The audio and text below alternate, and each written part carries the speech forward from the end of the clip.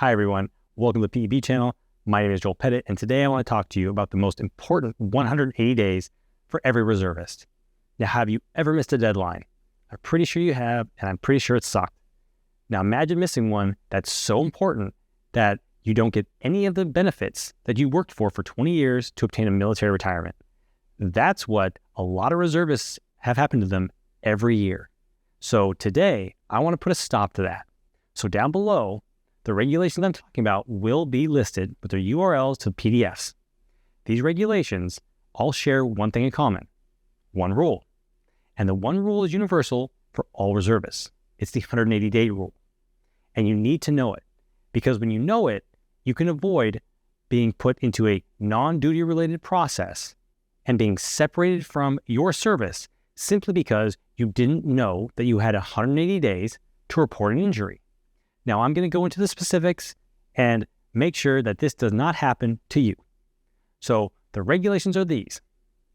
Department of the Air Force Instruction 362910, paragraphs 1681 through 1684. Army is Army Regulation 600-8-4, paragraph 5-3.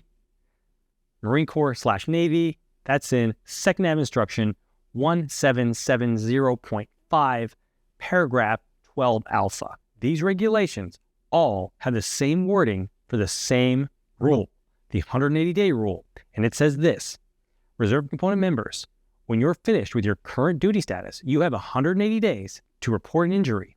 Then your command conducts an LOD to decide whether the condition, disease, injury was incurred in the line of duty, meaning duty related, or not in the line of duty, meaning not duty related. It's that simple and it's clear.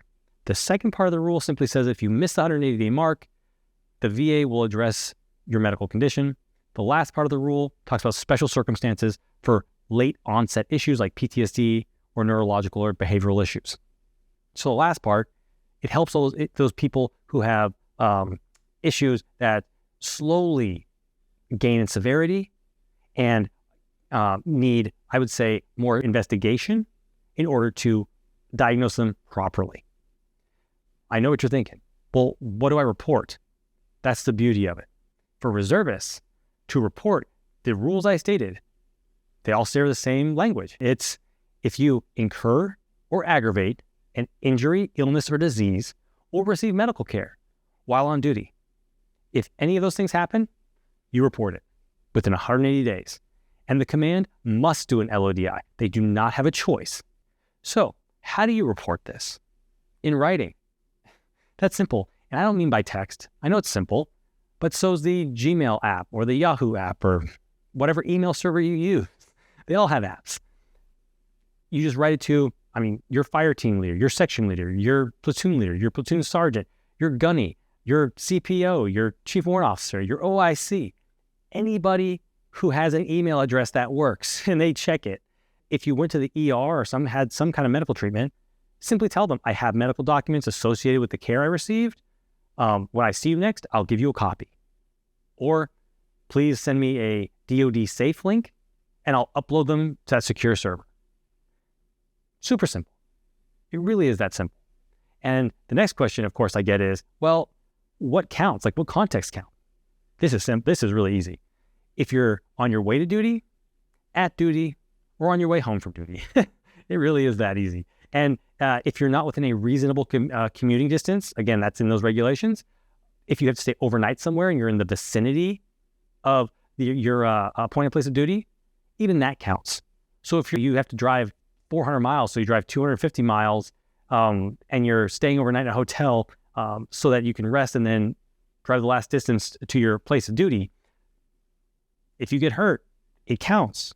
Because again, you're not doing that but for your appointed place of duty being so far from where you live. And again, people say, well, why do you live that far away? That's an issue. No, it's not. If it were, then the unit shouldn't have accepted you into the unit.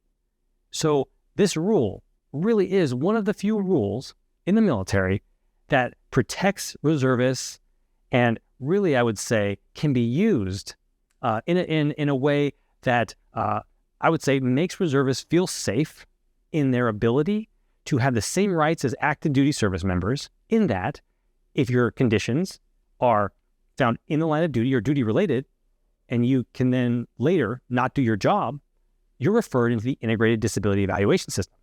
Why would you not go through the trouble of sending an email and maybe taking a picture of some medical documents and uploading them through DoD Safe, when it could mean saving the retirement that you've worked so long and so hard for?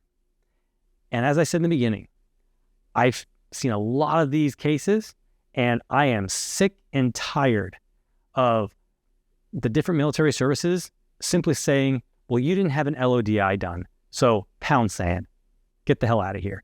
And that is ridiculous and should never happen. So if someone is simply ghosting you and not replying to your emails, so be it. But send those emails, because that will pay dividends like you wouldn't believe later. So I hope this video has helped. If you have any questions, concerns, if you're facing these issues, please go to my website, joelpettitlaw.com, shoot me an email, give me a call. I'd love to speak to you about your potential case. If you like this video, please click on my next one. But as always, thanks for watching, everybody, and have a great day.